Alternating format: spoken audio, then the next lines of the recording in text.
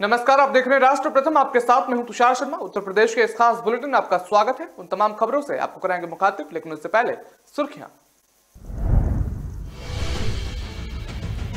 नोएडा की सोसाइटी में गार्ड्स और लोगों के बीच हुई मारपीट, जमकर चली लाठियां, वीडियो हुआ सोशल मीडिया पर वायरल। बदले माफिया अतीक अहमद के सुर, सीएम योगी की तारीफ कर बताया बहादुर और ईमानदार। तालाब से अवैध कब्जा हटाने पहुंची राजस्व टीम के सामने बवाल, दो पक्षी आपस में भिड़े, पुलिस कर्मियों से भी की बदसलूकी। डेंगू मरीजों को प्लेटलेट्स की जगह चढ़ाते थे मौसमी का जूस, अब रैकेट का हुआ पर्दाफाश। मरीज को प्लेटलेट्स की जगह मौसम्बी का जूस चढ़ाए जाने का आरोप, मरीज की मौत, अस्पताल किया गया सील। अब खबरें जानेंगे विस्तार से। आपको बता दें कि नोएडा में 20 अक्टूबर को एक सोसाइटी में अपार्टमेंट ऑनर्स एसोसिएशन के चुनाव को लेकर हाई वोल्टेज ड्रामा हुआ है। यहां सोसाइटी के कुछ लोगों और गार्ड्स के बीच मारपीट होते दिखी है और इस पूरी घटना का वीडियो भी सामने आया है और जो सोशल मीडिया पर खूब वायरल हो रहा है। मामला सेक्टर 78 हाइड पार्क सोसाइटी का बताया जा रहा है। इन सोसाइटी के लोगों ने गार्ड्स के खिलाफ थाना सेक्टर 113 में शिकायत दर्ज कराई है। मीडिया रिपोर्ट्स के मुताबिक एओए के चुनाव को लेकर हाइड पार्क सोसाइटी में पिछले कुछ दिनों से माहौल बना हुआ है और बता दें जो वहां का माहौल है वो भी गरमाया हुआ है। सोसाइटी के लोगों का कहना है कि एओए की पूर्व टीम के बिना चुनाव के खुद को निर्विरोध चुन लिया और जिसके बाद सोसाइटी ने दोबारा चुनाव करवाए। वहीं बीते दिनों एओए की टीम चुनाव जीती है और वहीं एओ की टीम की मीटिंग हुई जिसमें सोसाइटी के गार्ड पहुंचे गए और इसी के बीच निवासियों और गार्ड के बीच हंगामा हो गया और रेजिडेंट्स का आरोप है कि गार्ड ने उनके साथ मारपीट की और सामने आई घटना का वीडियो भी एक और गार्ड्स का एक समूह दिख रहा है तो दूसरी तरफ रेजिडेंट्स का दोनों के बीच चीखम चिल्ली के साथ मारपीट होती दिख रही है। वीडियो में कुछ रेजिडेंट्स महिलाएं गार्ड समूह की महिलाओं के बाल खींचते और उनके साथ धक्का मुक्की करते हुए नजर आ रहे हैं। मामले की शिकायत मिलने के बाद पुलिस ने 2 गार्ड को हिरासत में लिया है और सीसीटीवी फुटेज के आधार पर कार्रवाई की बात कही है। फिलहाल मौके पर शांति व्यवस्था कायम है।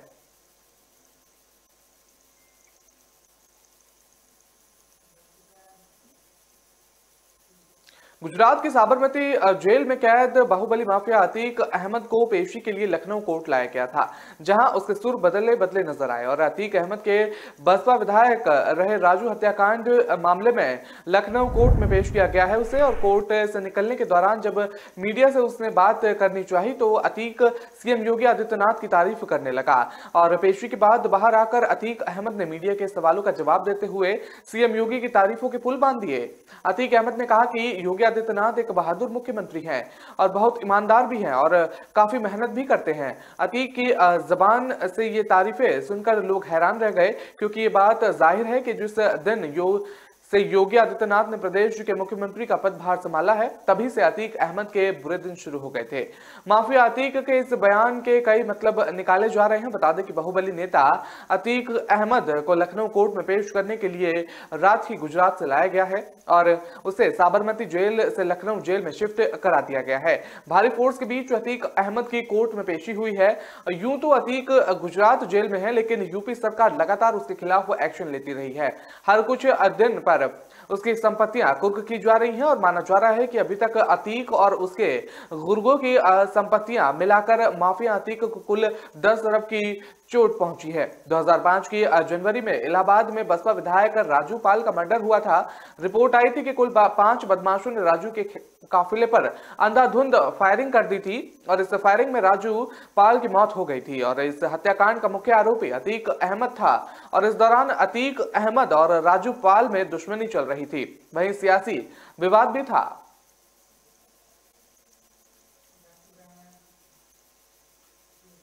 यूपी के कौशाम्बी में तालाब से अवैध अतिक्रमण हटाने पहुंची राजस्व टीम के सामने ही बवाल हो गया। शिकायतकर्ता और अवैध अतिक्रमणकारी आपस में भिड़ गए और उनके बीच जमकर मारपीट हो गई। पुलिस कर्मियों ने बीच बचाव किया तो उनके साथ भी बदसलूकी की गई। बवाल बढ़ता देख पुलिस कर्मियों ने थाना प्रभारी को जानकारी दी। फोर्स के साथ मौके पर पहुंचे थाना प्रभारी बवालियों को पकड़कर थाने उठाकर ले गए और राजस्व निरीक्षक की तहरीर पर आरोपियों के खिलाफ मुकदमा दर्ज कर लिया गया है। इसका वीडियो भी सोशल मीडिया पर खूब वायरल हो रहा है। और बता दें कि मंझनपुर तहसील क्षेत्र के नगर पंचायत पूरब शरीरा के अंतर्गत पुनवार गांव में 3 बिस्वा का एक तालाब है। तालाब में पूर्व प्रधान के भाई अश्वरीलाल ने कब्जा कर निर्माण कर रखा है और गांव के ही शिवबरन आदि ने अवैध कब्जे की शिकायत समाधान दिवस में की थी। और बता दें कि शिकायत प्राप्त होने के बाद सदर एसडीएम प्रखर उत्तम ने राजस्व टीम भेजकर तालाब से अवैध अतिक्रमण हटाए जाने का फरमान जारी कर दिया और एसडीएम का आदेश पाते ही राजस्व निरीक्षण सुरेंद्र सिंह और लेखपाल सुरेंद्र चौरसिया और प्रशांत उपाध्यक्ष पुलिस बल के साथ जेसीबी लेकर अवैध अतिक्रमण हटाने पहुंच गए। 3 रोड और शेड गिराने की जानकारी जैसे ही अतिक्रमणकारियों को हुई तो उन्होंने हंगामा करना शुरू कर दिया। अतिक्रमणकारियों का कहना है कि शिकायतकर्ता शिवबरन आदि ने भी तालाब के कुछ हिस्से पर अवैध कब्जा कर रखा है और उनसे भी अवैध कब्जा हटवाया जाए और इस बात को लेकर 2 पक्ष आमने सामने हो गए और उनके बीच गाली गलोच शुरू हो गई। देखते ही देखते गाली गलोच मारपीट में तब्दील हो गई और राजस्व टीम और पुलिस कर्मियों की मौजूदगी में ही दोनों पक्षों ने एक दूसरे की जमकर पिटाई कर दी और मारपीट देख पुलिस कर्मियों ने बीच बचाव करने की कोशिश की तो उपद्रवियों ने उनसे भी भिड़ गए और आरोप है कि पुलिस कर्मियों के साथ साथ बदसलूकी भी की गई। विवाद बढ़ता देख पुलिस कर्मियों ने पश्चिम शरीरा थाना अध्यक्ष भवानी सिंह को भी घटना की जानकारी दी और फौरन थाना अध्यक्ष फोर्स के साथ मौके पर वो पहुंच चुके थे।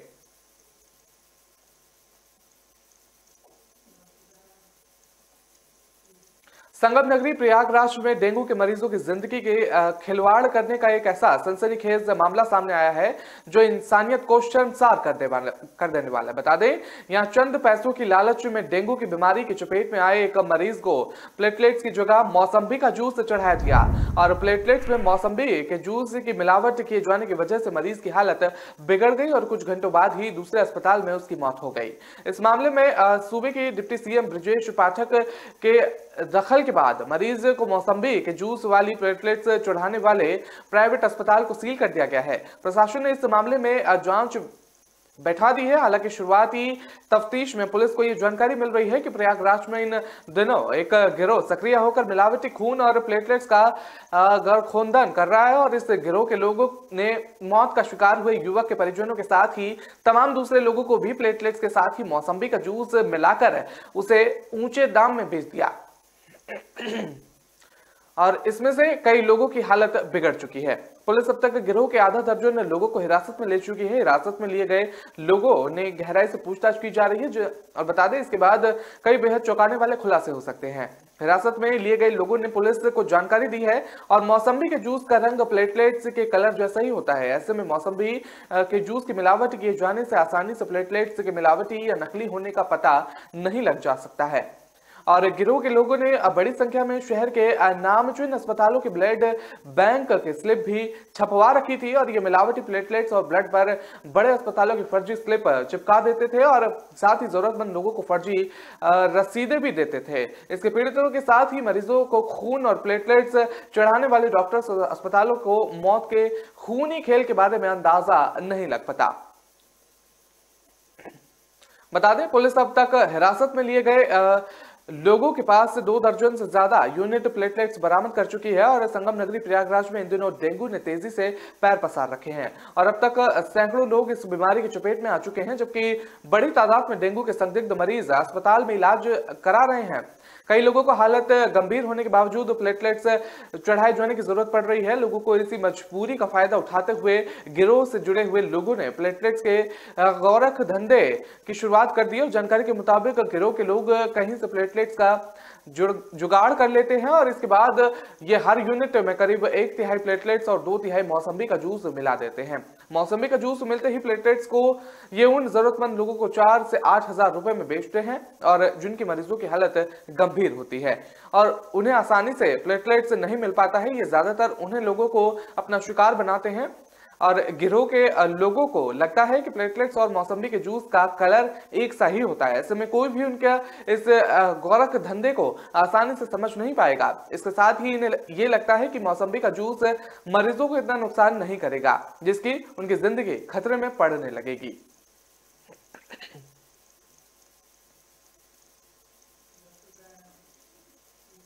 प्रयागराज जिले में डेंगू के एक मरीज को प्लेटलेट्स की जगह कथित रूप से मौसम्बी का जूस चढ़ाए जाने को लेकर एक निजी अस्पताल को सील कर दिया गया है। मरीज की बाद में मौत हो गई। और बता दें, सोशल मीडिया पर इस घटना का वीडियो प्रसारित होने के बाद प्रदेश के उप मुख्यमंत्री ब्रजेश पाठक के ट्वीट और उनके आदेश पर जिला प्रशासन हरकत में आया और उस अस्पताल को सील कर दिया गया है जहां मरीज की कथित तौर पर मौसम्बी का जूस चढ़ाया गया था। अधिकारियों ने बताया कि मरीज प्रदीप पांडे की हालत बिगड़ने के बाद उसे शहर के दूसरे अस्पताल में भर्ती कराया गया जहां उसकी मौत हो गई। बहरहाल इस घटना के संबंध में स्थानीय पुलिस थाने में कोई प्राथमिकी दर्ज नहीं की गई है। निजी अस्पताल के मालिक ने दावा किया है कि प्लेटलेट्स किसी अन्य चिकित्सा केंद्र से लाए गए थे और 3 यूनिट प्लेटलेट्स चढ़ाए जाने के बाद मरीज को दिक्कत होने लगी थी। उप मुख्यमंत्री पाठक ने ट्वीट करके जनपद प्रयागराज में एलवा स्थित ग्लोबल अस्पताल द्वारा डेंगू के मरीज को प्लेटलेट्स की जगह मौसम्बी का जूस चढ़ा देने के वायरल वीडियो का संज्ञान लेते हुए मेरे द्वारा दिए गए आदेशों के क्रम में अस्पतालों को तत्काल सील कर दिया गया है और प्लेटलेट्स पैकेट को जांच के लिए भेज दिया गया है। उन्होंने कहा कि यदि अस्पताल प्रबंधक दोषी पाया गया तो उसके खिलाफ कड़ी कार्रवाई की जाएगी। सूत्रों की माने तो मरीजों की मौत गलत प्लेटलेट्स चढ़ाए जाने के कारण हुई और इन प्लेटलेट्स के नमूनों की जांच की जाएगी। और धूमनगंज थाना क्षेत्र के तहत आने वाले अस्पताल को सील करने के कारण पूछे जाने पर एक अधिकारी के नाम उजागर नहीं करने की शर्त पर बताया कि मुख्य चिकित्सा अधिकारी के निर्देश पर अस्पताल को सील कर दिया गया और नमूनों की जांच होने तक अस्पताल सील रहेगा। और ये पूछे जाने पर नमूनों की जांच कौन करेगा, उन्होंने कहा कि पुलिस इसकी जांच करेगी और औषधि के निरीक्षण इसकी जांच करेगा। वहीं धूमनगंज स्थित अस्पताल के मालिक सौरभ मिश्रा ने बताया कि प्रदीप पांडे डेंगू से पीड़ित था और वह उनके अस्पताल में भर्ती कराया हुआ था और उन्होंने कहा कि मरीजों का प्लेटलेट्स का स्तर गिरकर 17,000 पर आने के बाद उसके तीमारदारों को प्लेटलेट्स लाने को कहा गया।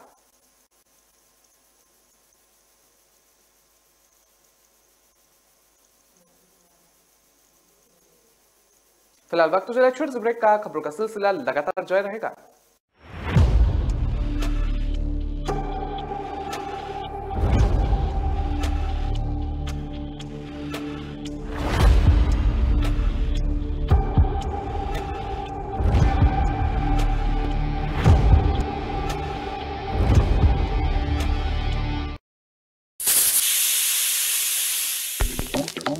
भिगोना पड़ेगा, उबालना पड़ेगा, पर कौन बोला? रेसिपी फॉलो करना पड़ेगा। थोड़ा रोस्ट, थोड़ा फ्राई, थोड़ा लो, थोड़ा हाई, थोड़ा अपना वाला ट्राई। मेरा ट्विस्ट, मेरा टेस्ट, मेरा ट्विस्ट। वंडर मसालों की रेंज है तैयार, जिन्हें है आपके ट्विस्ट का इंतजार। अमृतसरी छोले, मेरे वाले छोले। वंडर मसाला, मेरा ट्विस्ट, मेरा टेस्ट।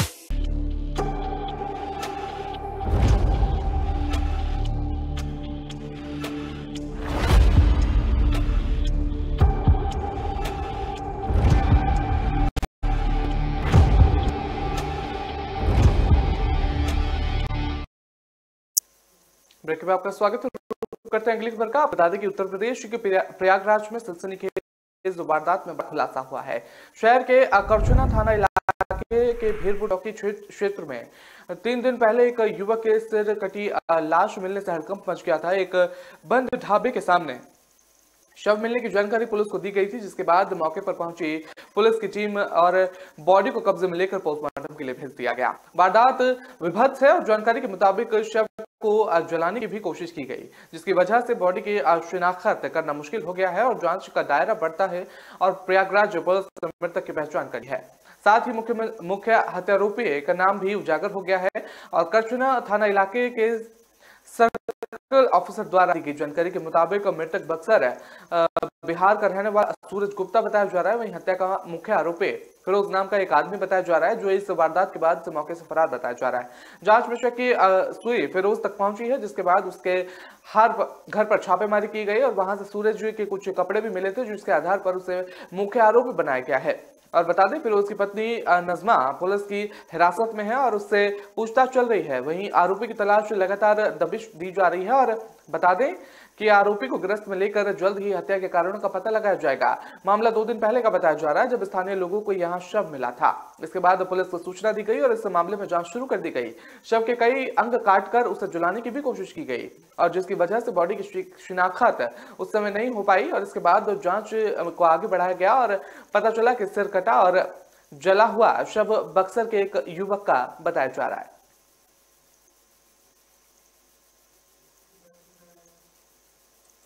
दिल्ली के नंद नगरी की रहने वाली एक 38 वर्षीय महिला के साथ गाजियाबाद में बर्बरता पूर्वक गैंगरेप का मामला सामने आया है। दिल्ली महिला आयोग ने इस मामले में गाजियाबाद के वरिष्ठ पुलिस अधीक्षक को नोटिस जारी कर कार्रवाई की रिपोर्ट मांगी है। इसके साथ ही आयोग ने मामला दर्ज कर एफआईआर की कॉपी के साथ गिरफ्तारियों को लेकर भी जानकारी मांगी है। दिल्ली महिला आयोग के मुताबिक दिल्ली के नंद नगरी की रहने वाली 38 वर्षीय महिला जो 16 अक्टूबर को अपने भाई को जन्मदिन समारोह में हिस्सा लेने के लिए गाजियाबाद गई हुई थी और रात में जब वो घर लौट रही थी उस रास्ते में स्कॉर्पियो सवार 4 लोगों ने उसे अगवा कर लिया और सुनसान जगह ले गए जहां पहले से ही एक युवक मौजूद था और महिला आयोग ने कहा कि आरोपी ने महिला से 2 दिन तक गैंगरेप और प्रताड़ित किया गया। यही नहीं, प्रताड़िता के साथ साथ उसे पीड़ित के प्राइवेट पार्ट में लोहे की रॉड डाल दी बता दें, जिसके बाद आरोपियों ने उसके हाथ पैर बांधकर एक बोरी में डालकर सड़क पर फेंक दिया। पीड़िता खून से लथपथ हालत में सड़क पर मिली और आयोग के कहा इन 5 आरोपियों ने पीड़िता को इससे गैंगरेप किया है। 2 दिन तक वो उसे प्रताड़ित करते रहे और बर्बरता की सारी हदें पार कर दी। प्रताड़िता के शरीर पर कई गहरे घाव के निशान मिले हैं और उसे बेहद गंभीर हालत में दिल्ली के जीटीबी अस्पताल में भर्ती कराया गया। वहीं महिला की हालत के बारे में जानकारी देते हुए अस्पताल के डॉक्टर रजत ने बताया है कि 18 अक्टूबर की सुबह नंद नगरी की रहने वाली 35 से 38 साल की उम्र की महिला को अस्पताल में भर्ती कराया गया। डॉक्टरों की टीम पीड़िता की हालत पर नजर बनाए हुए हैं, उसे टेस्ट किए जा रहे हैं और पीड़िता के शरीर पर गहरी चोटों के निशान भी मिले हैं। डॉक्टर रजत ने कहा कि पीड़िता इस वक्त गायनी डिपार्टमेंट में डॉक्टरों की निगरानी में है और 3 से 4 डॉक्टर लगातार उसकी हालत पर नजर बनाए हुए हैं। डॉक्टर ने इस बात की पुष्टि की है कि पीड़िता से सेक्सुअल असॉल्ट किया गया है, जिसके चलते उसके शरीर पर गहरे चोट के निशान भी मिले हैं।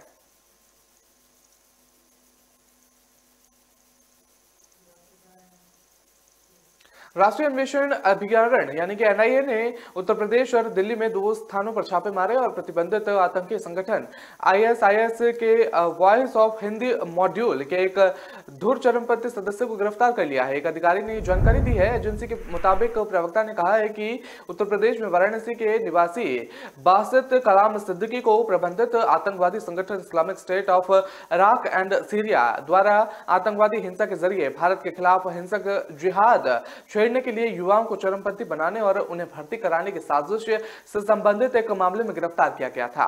एनआईए ने पिछले साल 19 जून को भारतीय दंड संहिता और गैर कानूनी गतिविधियां कानून की विभिन्न धाराओं के तहत स्वतः संज्ञान लेते हुए मामला दर्ज किया था। अधिकारियों ने कहा सिद्दीकी का आईएसआईएस आकाओं के साथ करीबी संपर्क था और वो वॉइस ऑफ खुरासान पत्रिका के जरिए आईएसआईएस के लिए प्रचार सामग्री तैयार करने, प्रकाशन और प्रसार में शामिल था। उन्होंने कहा कि वो आईएसआईएस के वॉइस ऑफ हिंदी मॉड्यूल का धुर चरमपंथी सदस्य था।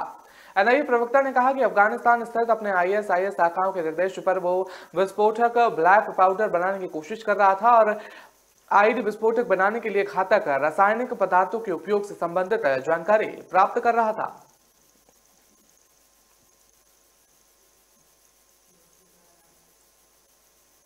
गाजियाबाद के नंदग्राम थाना क्षेत्र में एक 38 वर्षीय महिला के साथ हुए गैंगरेप मामले में पुलिस ने 5 नामजद आरोपियों के खिलाफ एफआईआर दर्ज कर ली है। आरोपियों की पहचान शाहरुख, जावेद, दीनू, ढोलू और औरंगजेब के रूप में की गई है। इनमें से शाहरुख को गिरफ्तार कर लिया गया है। पीड़ित महिला दिल्ली के नंद नगरी की रहने वाली बताई जा रही है। महिला को दिल्ली के गुरु तेग बहादुर अस्पताल यानी कि जीटीबी अस्पताल में भर्ती कराया गया है। गैंगरेप की घटना के बाद दिल्ली महिला आयोग की अध्यक्ष स्वाति मालवाल ने गाजियाबाद के एसएसपी को नोटिस जारी किया है। ये घटना गाजियाबाद के राजनगर एक्सटेंशन रोड की बताई जा रही है। यह दावा किया गया है कि यह महिला बोरी में बंद मिली थी और पुलिस को इसकी सूचना किसी ने दी थी, जिसके बाद उसे अस्पताल में भर्ती कराया गया।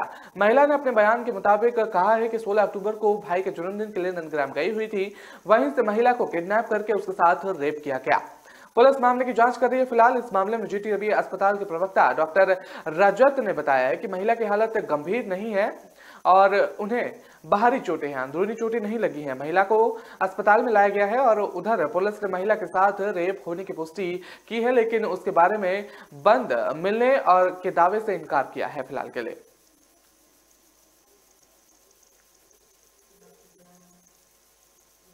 गाजियाबाद स्थित थाना नंदग्राम क्षेत्र के राजनगर एक्सटेंशन में महिला के साथ गैंगरेप की घटना सामने आई और पुलिस के अनुसार 5 लोगों ने उसके साथ 2 दिनों तक रेप किया और फिर उसे बोरी में बंद करके सड़क किनारे फेंक दिया, जिसके बाद पुलिस को सूचना मिली थी और सड़क किनारे एक महिला बोरी में बंद पड़ी मिली। इसके बाद पुलिस ने महिला को अस्पताल में भर्ती कराया गया। महिला को दिल्ली स्थित जीटीबी अस्पताल में भर्ती कराया गया। वहीं पुलिस की माने तो प्रॉपर्टी विवाद का मामला सामने आया है। इस मामले में अब तक 4 आरोपियों को गिरफ्तार कर लिया गया है, जबकि अन्य की तलाशी लगातार जारी है। और बता दें कि पुलिस का दावा है कि जल्द ही सभी आरोपियों को गिरफ्तार कर पूरे मामले का खुलासा किया जाएगा। दूसरी ओर इस मुद्दे पर मामले पर दिल्ली महिला आयोग के अध्यक्ष स्वाति मालवाल ने सवाल खड़े कर दिए हैं। वहीं इस घटना को लेकर गाजियाबाद एसएसपी को नोटिस भी जारी कर दिया गया है। वहीं इस खबर के सामने आते ही इलाके में हड़कंप मच गया है। दूसरी ओर जीटीबी अस्पताल में भर्ती महिला की हालत में सुधार हुआ है। वहीं स्वाति मालीवाल ने कहा है कि दिल्ली की लड़की गाजियाबाद से रात में वापस आ रही थी, जब उसे जबरन गाड़ी में उठाकर ले गए और 5 लोगों ने 2 दिन तक बलात्कार किया उसके बाद सड़क किनारे बोरी में मिली है वो और अस्पताल में जिंदगी और मौत के बीच में लड़ रही है। बता दें गाजियाबाद एसएसपी को भी नोटिस इश्यू कर दिया गया है इस मामले में।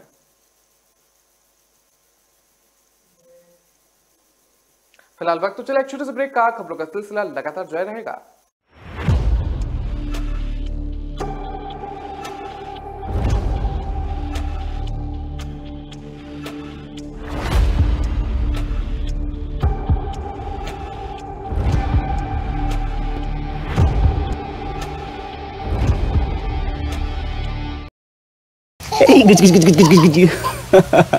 तुम्हें अपनी गोद में खिलाने जैसा कोई एहसास नहीं दुनिया में। पर एक दिन था जब मुझे लगा कि शायद मुझे ये मौका कभी मिलेगा ही नहीं। तुम आने वाले थे और पापा की तबीयत बहुत खराब हो गई। लाइफ एक दिन बिना किसी वार्निंग के बदल गई।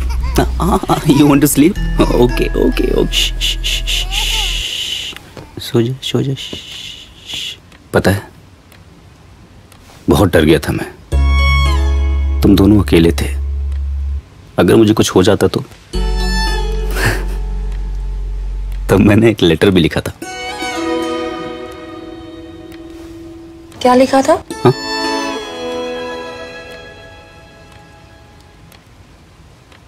लिखा था कि मैं अभी तक तुमसे मिला भी नहीं हूं और I love you so much already.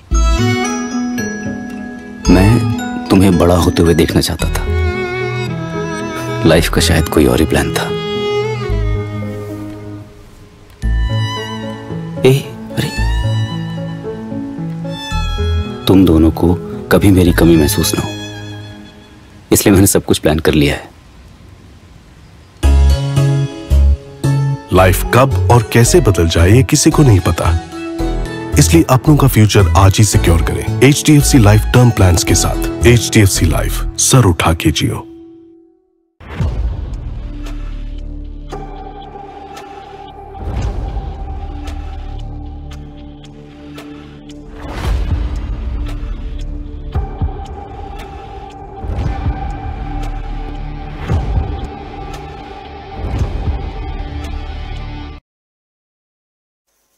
Break में आपका स्वागत है। रुक करते हैं अगली खबर का। आपको बता दें कि योगी सरकार ने सड़कों के गड्ढे मुक्त के लिए अभियान चला रखा है।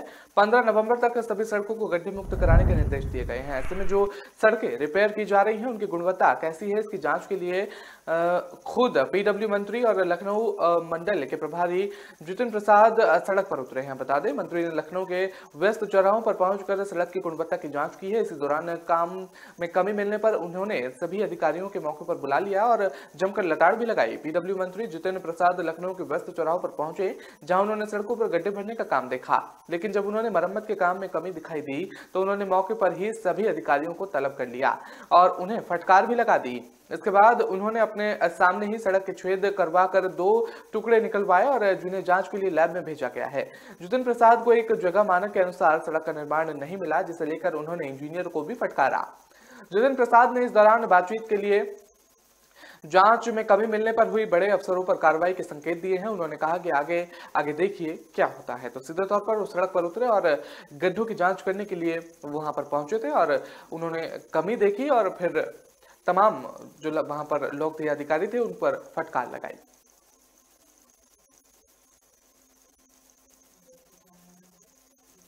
वाराणसी के काशी हिंदू विश्वविद्यालय में बैचलर ऑफ वेकेशन के सेमेस्टर 2 के प्रश्न पत्र में बीफ पर सवाल पूछे जाने के बाद छात्र भड़क गए। छात्रों ने काशी हिंदू विश्वविद्यालय के कुलपति और कुल सचिव को पत्र लिखकर जिम्मेदार शिक्षक, कोर्स कोऑर्डिनेटर और संबंधित अधिकारी को तत्काल बर्खास्त करने की मांग की है।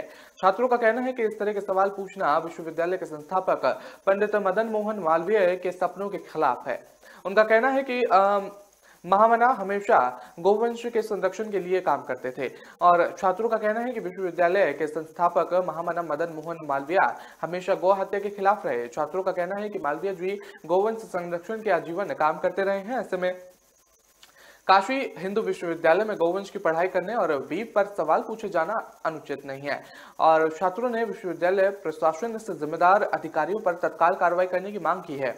दरअसल बैचलर ऑफ वोकेशनल कोर्सेज में बीफ पे वर्गीकरण को लेकर सवाल पूछा गया। इसी सवाल पर छात्र भड़क गए और आक्रोशित छात्र दोपहर केंद्रीय कार्यालय में कुलपति से मिलने पहुंचे। इन छात्रों ने कुलपति की अनुपस्थिति में कुल सचिव से मिलकर ज्ञापन सौंपा।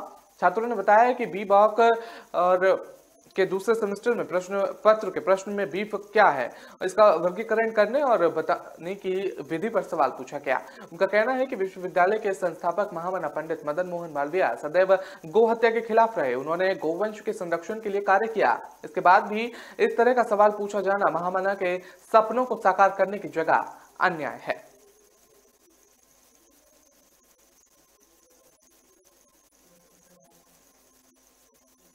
कानपुर विकास प्राधिकरण अपनी फ्लैटों की कमियां दूर करने और बेचने के लिए बेहद संजीदा दिख रहा है और इसलिए अब तक ये तय किया गया है कि इसके लिए सलाहकार की मदद ली जाएगी। इसके लिए प्रीबेड मीटिंग हो चुकी है और टेंडर प्रक्रिया भी शुरू कर दी गई है और ऐसा करने वाला कानपुर विकास प्राधिकरण प्रदेश का पहला विकास प्राधिकरण होगा और केडीए ग्रीन्स और केडीए हाइट समेत विभिन्न आवासीय योजनाओं से कानपुर विकास प्राधिकरण के 5000 से ज्यादा फ्लैट पिछले 5 सालों से खाली पड़े हुए हैं।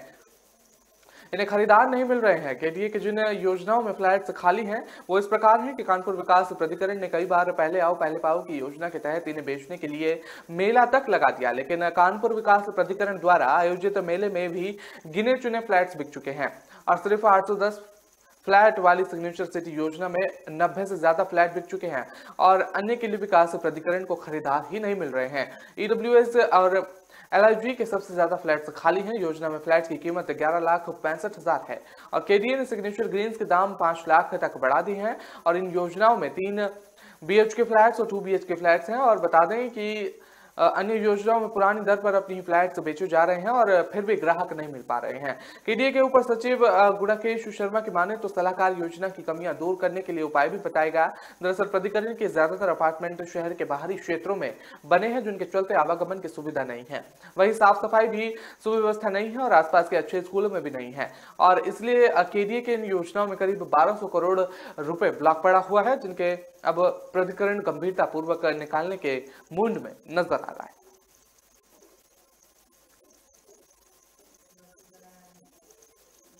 अयोध्या में दीप उत्सव को भव्य बनाने की तैयारियां शुरू हो गई हैं। साथ ही अयोध्या के राम की पैड़ी को सजाने और संवारने का कार्य भी प्रारंभ हो गया है। राम की पैड़ी के घाटों की साफ सफाई करने का काम भी शुरू हो गया है। इस बार राम की पैड़ी पर 15 लाख से ऊपर दीपक जलाए जाएंगे और दीपक को राम की पैड़ी पर रखा जा रहा है और ये दीपक 23 अक्टूबर को राम की पैड़ी को शोभा बढ़ाएंगे और इन्हीं दीपकों से एक बार फिर राम की पैड़ी जगमगा उठेगी और वहीं पूरी अयोध्या में इस बार 17 लाख दीपक जलाकर के एक नया कीर्तिमान स्थापित किया जाएगा। इसकी तैयारी युद्ध स्तर पर की जा रही है। अयोध्या एक बार फिर त्रेता युग की अयोध्या दिखाई देगी। इस बार यहाँ श्रद्धालुओं की संख्या लगातार बढ़ती जा रही है। श्रद्धालुओं की बढ़ती संख्या को देखते हुए जिला प्रशासन पूरी तरह से अलर्ट मोड पर है और इस बार प्रधानमंत्री नरेंद्र मोदी भी दीप उत्सव में शामिल होने के लिए अयोध्या आ रहे हैं। दीप उत्सव को भव्य बनाने के लिए कई तरह की तैयारियां की जा रही हैं। जगह जगह पर लाइटनिंग और साउंड सिस्टम लगाए जा रहे हैं। इस बार यहाँ कई प्रकार के कार्यक्रम भी किए जाएंगे जो अपने में ही अलौकिक और अद्भुत होंगे। वहीं दीप उत्सव के नोडल अधिकारी अजय प्रताप सिंह ने बताया है कि जो दीपक राम की पैड़ी पर बिछाए जाने हैं उन दीपकों में स्टोर करके रखा गया है और उन दीपकों को घाट पर पहुंचाया जा रहा है और कल से दीपक के बिछवाने का काम शुरू हो जाएगा। और उन्होंने कहा कि हमारी जो तैयारियां हैं वो लगभग पूरी हो गई हैं। परसों दीपक में तेल और बाती डालने का काम किया जाएगा और 23 लाख तारीख को दीपक को पूरी तरह से बिछाया जाएगा और इसके बाद दीपकों की काउंटिंग होगी और उन्होंने एक बार फिर दीपोत्सव में नया कीर्तिमान स्थापित किया जाएगा।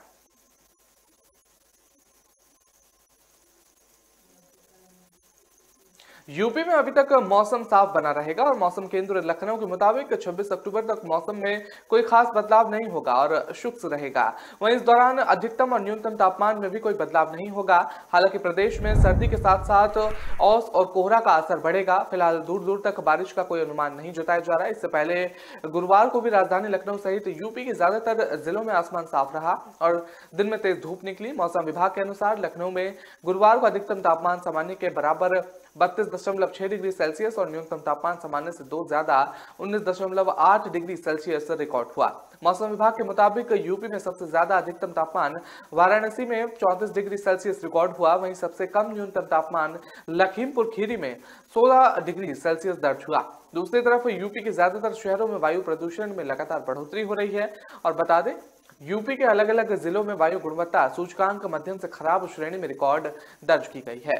लखनऊ में अधिकतम तापमान 32 और न्यूनतम तापमान 20 डिग्री सेल्सियस रहने का अनुमान जताया जा रहा है और मौसम साफ रहेगा। वायु गुणवत्ता सूचकांक मध्यम श्रेणी में 141 दर्ज की गई है। वाराणसी के अधिकतम तापमान 33 और न्यूनतम तापमान 19 डिग्री सेल्सियस रहने का अनुमान है और मौसम साफ रहेगा। वायु गुणवत्ता सूचकांक मध्यम श्रेणी में 117 रहने की उम्मीद जताई जा रही है।